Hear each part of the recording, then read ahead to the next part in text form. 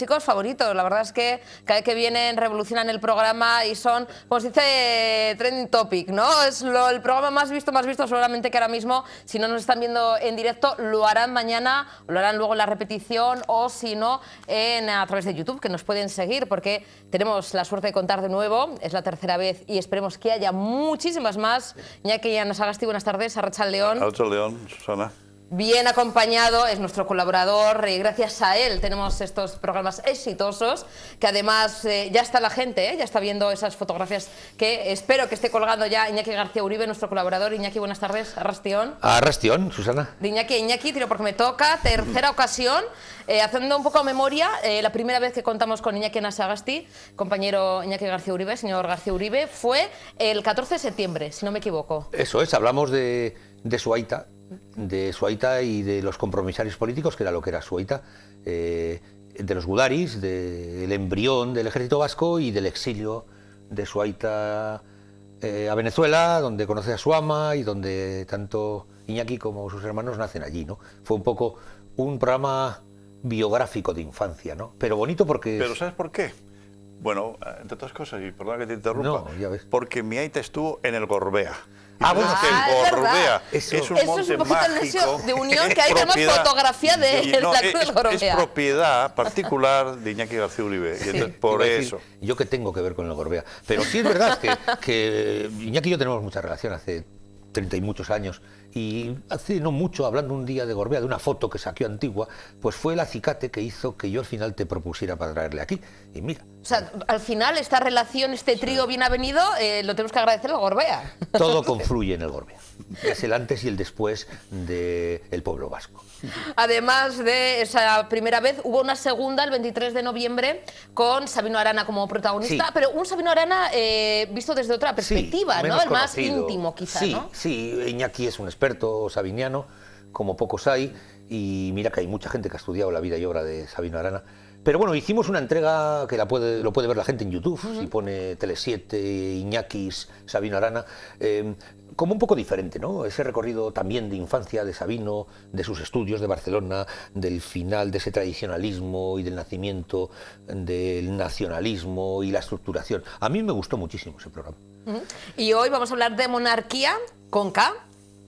Y bueno, monarquía, o sea, desde un punto de vista también diferente. Sí, porque monarquía se habla mucho, sobre todo, con las últimas noticias del mundo rosa y del salseo. Nosotros vamos a hablar de monarquía con Iñaki Anasagasti, pero bueno, desde diferentes puntos, ¿no? Monarquía digo con K, porque pues ya que estamos en Euskadi, que somos vascos, pues ponemos con K porque nos da la gana. Sí, ¿no? Por dar la nota, por hacer un titular.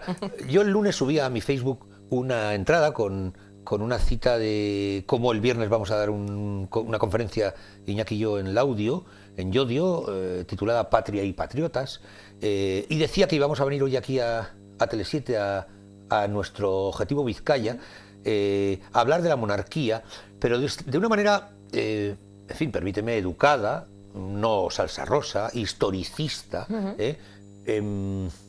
aunque le demos de vez en cuando un poquito... con cuidado, pero nos metamos con ella, pero con respeto, ¿no? No sé si me explico, ¿no?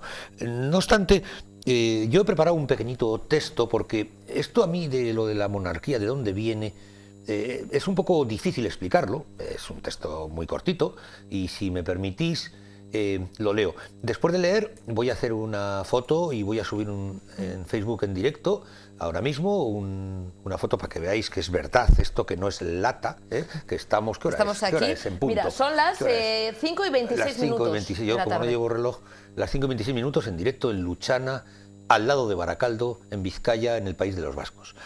Los descendientes de los reyes católicos, vía Juana la Loca, fueron los Austrias, que gobernaron desde el año 1500 al año 1700. Sus reyes fueron Carlos I, Felipe II, Felipe III, Felipe IV y Carlos II el Hechizado. A ellos corresponde lo que se llamó el Siglo de Oro, que tampoco fue para tanto, aunque en teoría duró 2 siglos. El rey del imperio en el que nunca se ponía el sol. Esto decían de Felipe II, porque tenía mucho poder territorial. Bueno, pues Carlos II murió sin haber tenido hijos y fue un rey enquencle y muy débil. con una discapacidad reconocida tanto psíquica como física. Así que tras su muerte, en el año 1700, se produce la Guerra de la Sucesión. Y aquí está el kit de la cuestión. Felipe V de Anjou contra el archiduque Carlos de Austria, ambos sobrinos de Carlos II. Finalmente vence el Borbón, Felipe V, y son sus descendientes los que han llegado hasta hoy, hasta nuestros días, con sus idas y venidas, 2 repúblicas, 2 dictaduras y unas cuantas revoluciones. Bueno, pues para entrar en debate con un catedrático de la monarquía, que es Iñaki Anasagasti, yo le diría qué opina él en el siglo XXI, como yo decía el lunes en Facebook, de esta institución caduca. ¿Cuál es tu opinión, Iñaki? Bueno, monarquía, y además lo has puesto con K, monarquía, ¿no? Mono, uno. Arcus, poder. El poder de uno. Sí. La monarquía viene de eso, del poder de uno, que además era un poder vitalicio y que era un poder hereditario. Por tanto, pero claro, eso viene un poco de las tribus aquellas que se elegía al más fuerte, el que más podía proteger y al que más podía enfrentarse a los enemigos de la propia tribu, ¿no? Ahora, me pregunta Iñaki la actualidad. Bueno, la actualidad, después de Felipe V, que estamos viviendo las consecuencias de aquel Felipe V que arrasó con los fueros en Cataluña, y fíjate, desde lo que ha llovido, y sin embargo el problema está ahí, vino Felipe VI, luego vino Carlos III, Carlos IV, Fernando VII, tuvo una hija, Isabel, esa hija de alguna manera fue la que originó las guerras carlistas, esa Isabel tuvo un hijo, Alfonso XII, Alfonso XIII, don Juan de Borbón, y don Juan Carlos y ahora Felipe VI. Esos son los Borbones. Vamos a ver, en una sociedad democrática moderna hace falta que el jefe del Estado sea una persona no elegida democráticamente por el pueblo. Pues yo pienso que no. Y eso, hay gente que dice, bueno, pero en Europa hay países muy avanzados, Dinamarca tiene monarquía, Gran Bretaña tiene monarquía, en fin. Bueno, sí, pero esas monarquías vienen de la historia. En cambio, la monarquía española viene de un dictador que se fijó en una persona y dijo, este va a ser mi sucesor. Y entonces el hijo de ese sucesor es el actual jefe del Estado. No, la monarquía ha ido perdiendo poder y se ha quedado con el poder simbólico. Pero claro, si la Pero un poder simbólico que nos cuesta bastante dinero. Muchísimo dinero. Jesús María. Muchísimo dinero, porque si fuera simbólico también lo que nos cuesta, exacto, pues bueno, pues oye, sería hasta bonito, claro, pero claro, todo lo que cuesta las arcas. Y no solamente tienes que pagarle a él, tienes que pagarle a su familia y a los familiares de ellos, ¿no? Y luego todo el boato, todos los palacios y todo lo que hay detrás de la monarquía, ¿no? Y en el caso concreto de Felipe VI, que tiene pues un poder residual, pero la Constitución española dice que arbitra y modera. Y tú sabes mejor que nadie qué es arbitrar en un partido de fútbol, quién es el árbitro, y en un coloquio qué es moderar. ¿Ha moderado algo este señor? ¿Va a moderar algo? Por ejemplo, ante la situación catalana, que es una situación casi límite, podía moderar. Pero para moderar hace falta que dos partes se pongan de acuerdo y haya un moderador. Y sin embargo, una de las partes no lo asume como persona equilibrada, porque él barre para casa. ¿Qué barre para casa? Fundamentalmente el concepto de la España una e indivisible. Sí, porque un moderador tiene que ser objetivo, ¿no? Claro, es como si, por ejemplo, en un partido en el Bernabéu entre el Atleti y el Real Madrid, el árbitro lo eligiera Florentino Pérez. Entonces digo, bueno, ¿esto qué es esto, no? Bueno, pues aquí es un árbitro casero, es un árbitro comprado, ¿no? Y entonces tiene funciones fundamentalmente representativas, pues lee los discursos, los lee mejor que el padre, sí. Se equivoca menos, tiene una vida privada de momento más ordenada que la del padre, pero los gastos siguen siendo los mismos. Por tanto, bueno, no sé, Iñaki, si tú estás muy de acuerdo en que una cantidad alzada de casi 8 millones de euros, que además el Tribunal de Cuentas no puede meter la nariz para nada. Por ejemplo, en Gran Bretaña, tú sabes hasta los sombreros, ¿cuánto cuestan los sombreros de la reina? Aquí no son públicos los... aquí es una cantidad alzada y no puede haber, el Tribunal de Cuentas no puede meter la nariz. Y claro, hubiera sido bueno porque estos años han sido de un dispendio y no solamente... porque claro, decían, no, es que la monarquía española es una de las más baratas de Europa. Pero claro, esos 8 millones hay que añadir los presupuestos, por ejemplo, en transporte, que está en el Ministerio de Fomento. De Seguridad. O de Seguridad. O sea, tú vas sumando y aproximadamente hay cálculos que no son 8 millones, son aproximadamente unos 54 millones. que no es moco de pavo, ¿eh? Solo en cuanto a lo que es rey, reina, porque luego, claro, están las hijas, está el resto de familia real, también se incluye esos 8 millones de euros, porque claro, luego hay también el resto de familias que, bueno, pues a veces sin trabajo conocido, que también viven, pues no sé si también tendrán un... Por ejemplo, hubo un préstamo, ¿no?, de Juan Carlos a su hija Cristina para comprar el palacete de Pedralbes, ¿no? Y además un dinerito que le prestó a la hija sin pagar ningún tipo de impuesto, en fin, ese tipo de cosas, ¿no? Porque hasta hace poco tiempo en el Estado español había mucha impunidad e inmunidad. Podían hacer lo que les diese la gana. No había ningún control. El Tribunal de Cuentas no podía meter la nariz absolutamente nada. Los medios de comunicación no hurgaban nada y era una familia pues perfecta, ¿eh? Y sin embargo, bueno, era una familia que estaba en una situación de podredumbre. El rey no se habla con la reina, la hija se casa con Iñaki Urdangarín, se dedica al Instituto NOS. Bueno, pues... ¿Había un tipo de pacto entre esa familia real y los medios de comunicación? Que ahora quizá, bueno, se ha roto, o ahora si salen noticias, que bueno, hace unos años Iñaki, quien se atrevería a decir algo del rey, ¿no? De la reina, los... Sofía y Juan Carlos, bueno, era, vamos, casi ya le crucificaban y ya no volvía a publicar algo. Me remito a una declaración de Juan Luis Cebrián, que fue director del País y que es consejero delegado del Grupo Prisa, que decía, sin Prisa, o sea, sin el Grupo Prisa, sin la SER y sin el País, la monarquía española dura 2 telediarios. Y yo creo que tiene razón, porque si empiezan a sacar todas las podredumbres y todos los abusos la gente se da cuenta de que... Porque una democracia es una sociedad que fundamentalmente basada en la opinión pública. Y entonces la opinión pública, bien alimentada con una buena información, te das cuenta de que es una familia que está absolutamente podrida. No hay por dónde cogerla.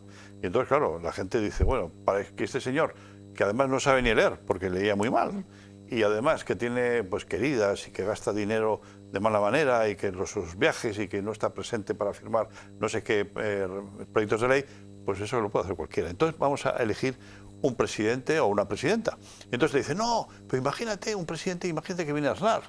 Pero bueno, si fuera, por ejemplo, imagínate que le elijan a Aznar, pues duraría 4 años. Pero ¿por qué no puede ser un catedrático de universidad, como hay en Italia, o una persona pues como Del Bosque, incluso, ¿no? El propio seleccionador que fue del equipo de fútbol, ¿no? Es decir, una figura que represente el país de una manera digna, pero que no cueste tanto dinero y que además, pues como no tiene mayores funciones, pues que reciba bien a la gente y que sea un modelo y un ejemplo ante la ciudadanía, y no lo que tenemos ahora. Sí, porque muchas veces nos ha representado mejor incluso Rafa Nadal, por ser un deportista ejemplar, de sacrificio, de constancia, que el rey, que tampoco ha conseguido ni contratos para el Estado español, ni... ha estado ahí, siempre decía, bueno, igual consigue algo, ¿no? Nos representa a nivel pero internacional. ¿por qué un rey de bastos o de copas tiene que representar a nadie? Se representará a sí mismo. En cualquier caso, la figura de la monarquía es caduca totalmente. Es un juego de reyes, de príncipes, que es inviable en el siglo XXI, y más con la que está cayendo. Ese dinero que tenemos en los presupuestos del Estado, que lo pagan todos los españoles, los que están cesados en España, de 8 millones de euros, tendría que dedicarse a Cáritas directamente. Cáritas es el mejor destinatario de ese dinero, porque se va a repartir en la gente que no tiene que comer y que duerme en la calle. Quiero decir con esto que de alguna manera, en el momento histórico en el que, bajo mi punto de vista, que soy un neófito en estos temas, sé un poquito de historia, pero vamos, hasta aquí no llego, ¿no? Pero tengo opinión, ¿no? Y como me invitas a este programa, digo mi opinión. Cuando comienza la saga de los Borbones, este culebrón, pues es un momento de guerras y de casas fuertes y de casas torres y de banderizos y de luchas intestinales entre unos apellidos, los Salazar contra los Bengoa y los Oñacinos contra los Gamboa. Total. Claro, pues bueno, pues encaja perfectamente en ese ajedrez, ¿no? Pero todo eso ha cambiado y el mundo ahora es mucho más abierto, y yo no quiero que a mí me represente nadie. Yo quiero que la gente que tenga trabajo y que pueda dar unos estudios, una universidad no tan cara a sus hijos, aunque dicen que es pública, pero te cuesta mucho dinero, ¿no? Y sobra la figura de los reyes. Y luego además lees que hace 4 días va a cazar osos y dices, parece la guerra de Gila. que se pare el enemigo que voy al váter. O sea, es un chiste. Y a mí eso no quiero que me represente, en absoluto. Luego, claro, pero aquí viene una historia que a mí me llama mucho la atención, que está enraizada con la democracia. Y se lo quiero comentar a Iñaki porque quiero saber de su opinión. Aquí entra en juego el Partido Socialista Obrero Español. He dicho socialista y obrero. Partido y español. Vale, pues desde la chupa de ante que se puso Felipe González en el 82 cuando salió del talego, bueno, salió un poquito antes, hasta Pedro Sánchez, que es el último que ha estado gobernando, que su mujer es de Bilbao, que es lo mejor que tiene. No tengo nada en contra de él, pero su mujer es majísima, porque es de Bilbao. Son unos... rinden pleitesía históricamente a la monarquía. Y si son socialistas, poco tienen que ver con lo monárquico, que es justo el otro lado de la historia del cuento. Pero si es que son obreros, todavía menos. Pero es que vámonos todavía más al fondo. Estamos en este año cumpliendo el 80 aniversario de los bombardeos. 37 pueblos en Vizcaya fueron bombardeados con muertos por los malos, por la gente que se sublevó en la República y rompió el poder político que había votado el pueblo. Bueno, pues miles de los muertos en las cunetas que todavía están por salir son los padres de los que están ahora con corbatas en el PSOE, en cualquiera de las 51 provincias de España. Esto choca con el que le pone al rey de bastos de rey, que es Franco, Francisco Franco Bahamonde, que es el director en jefe y coronel y todo lo que quieras en generalismo de aquellos aviones italianos, alemanes, etc., que vienen aquí a bombardear, a matar a la gente que había salido a defender la libertad. Esto tiene que quedar muy claro. Vale, ¿cuál es, Iñaki, el papel del PSOE históricamente en la pleitesía y la hipocresía, a mi entender, que rinde a la monarquía? Bueno, el PSOE fundamentalmente es un partido republicano, ¿no? Hay tipos de la República y además, por ejemplo, Indalecio Prieto, el famoso líder socialista, nacido en Oviedo, pero fundamentalmente vizcaíno, pues fue uno de los que advino a la República en aquella reunión que tuvo lugar en San Sebastián, el Pacto de San Sebastián. Es decir, el PSOE era un partido republicano. Alfonso XIII estaba en el exilio y además eran beligerantemente republicanos. Viene la guerra y la mayoría de los socialistas o los militantes y los milicianos mueren con el grito "Viva la República", porque era su bandera, la de la República. Lo que ocurre es que viene una dictadura de 40 años y en el año 76, se cumplieron ahora 80 años, perdón, ¿cuántos años? 50 años, ¿no? Sí. 76. Sí. Pues hay una reunión en agosto de 1976 entre Adolfo Suárez, que era el presidente del gobierno, y Felipe González. Y Adolfo Suárez le dice: estoy dispuesto a iniciar la transición política española desmontando la dictadura y además dando elecciones libres, pero con una condición. Y esa condición es que el rey Juan Carlos es intocable, tiene que seguir ahí. Hace poco, esta periodista Victoria Prego hizo público pues una cosa que pasó cuando ella estaba grabando y filmando a todos los protagonistas de la transición, y entre ellos Adolfo Suárez. Y le preguntó: ¿por qué hay monarquía en España? ¿Por qué no se hizo un referéndum?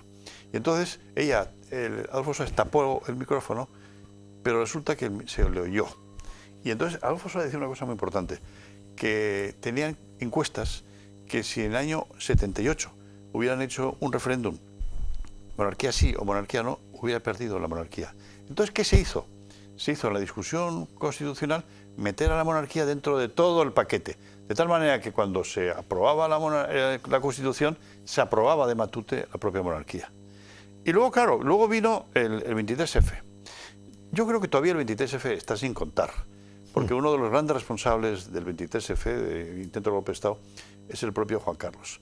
Pero claro, yo creo que en aquel momento Felipe González y el Partido Socialista dijo: mira, yo prefiero más que este señor ahí, que no me hace sombra y que no se mete demasiado, y que y cuanto más juerguista sea mejor, porque si en lugar de ser un juerguista como es Juan Carlos, me viene aquí pues un señor riguroso, de orden, de concierto, pues se complica la cosa. Se les dejaba un poco hacer, ¿no? Él se preocupaba de lo suyo. Porque sabía que Juan Carlos lo único que le gustaba era la juerga y vestir más o menos.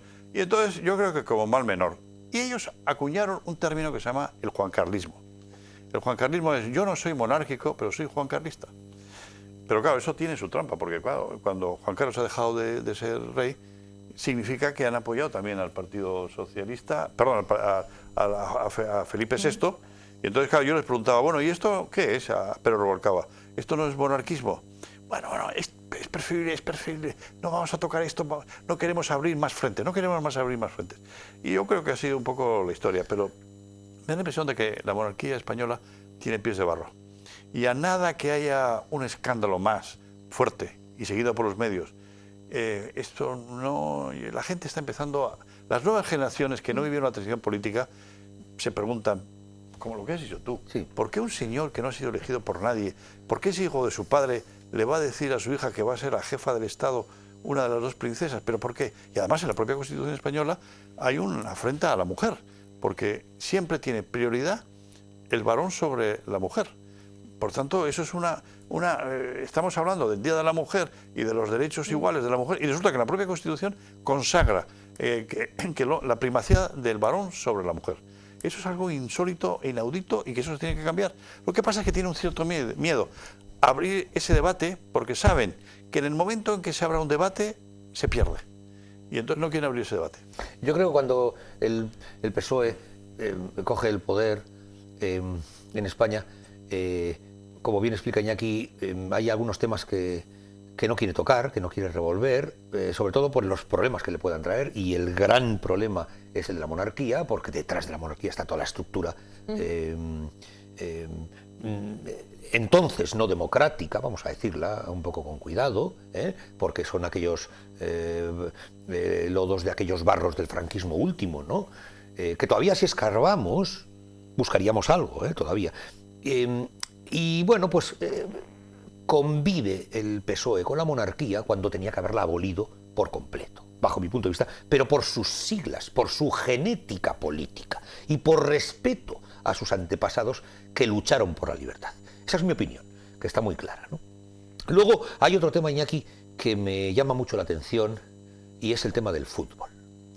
Que quede claro que al estanquero no le gusta nada el fútbol, aunque es del Atleti por genética. Yo soy de la Machu de Begoña y del Atleti porque nací en Bilbao, entonces esto lo llevo con mucho orgullo, ¿no? La Copa del Rey, ahora el Alavés, que la va a ganar además, contra el Barça. El otro día le dejó el Barça meter 6 goles, bueno, sin más, un entrenamiento. ¿Cómo comentamos esta afición Copa del Rey por los vascos, ¿no? Copa del Generalísimo anterior y Copa de la República anterior, ¿no? Pero, en fin, yo soy vasco y no soy español. Respeto mucho a los españoles, ¿cómo no? Son mis vecinos. Y a todos los vecinos les respeto y me tomo potes con ellos.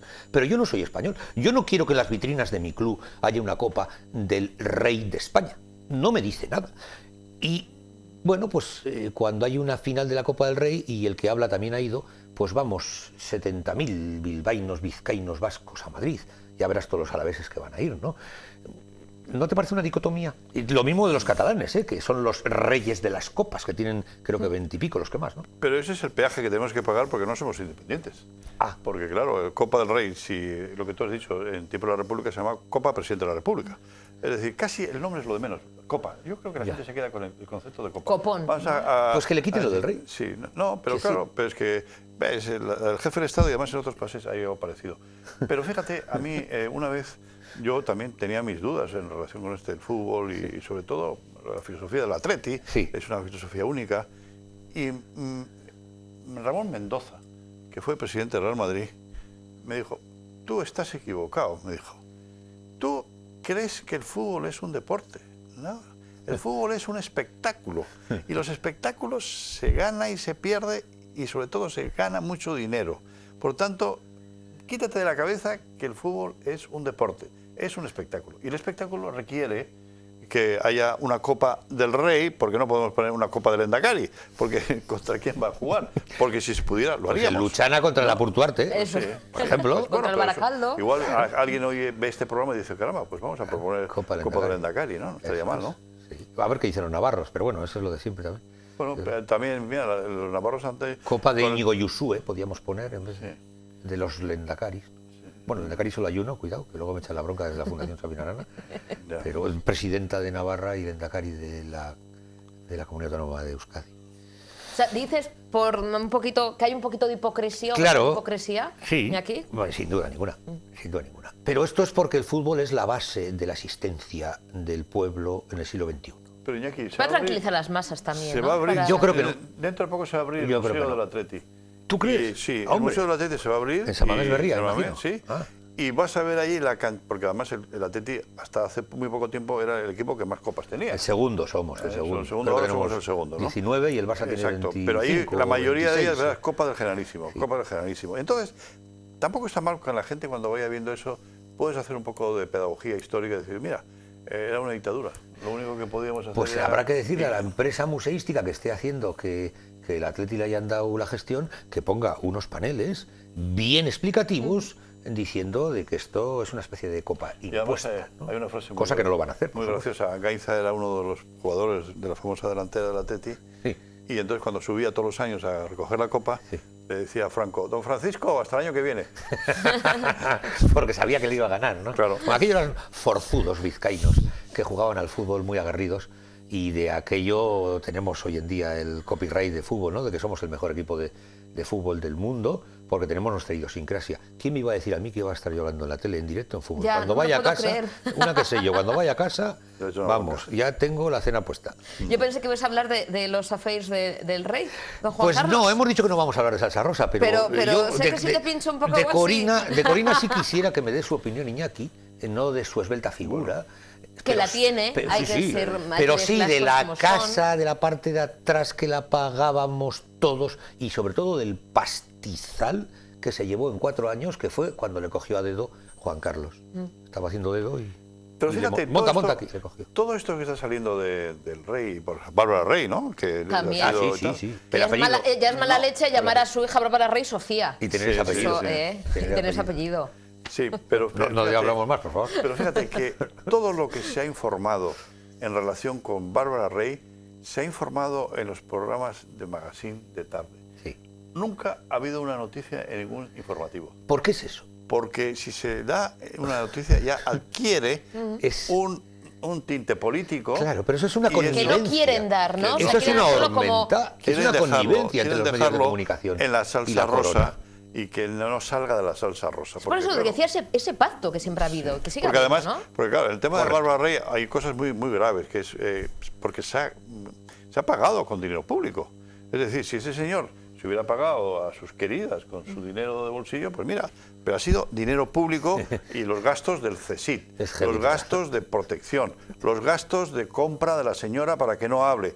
Todo eso, que es una vergüenza y que es algo francamente insólito en una democracia, sí, pues está pagado con fondos reservados o con el CSIC o con lo que sea.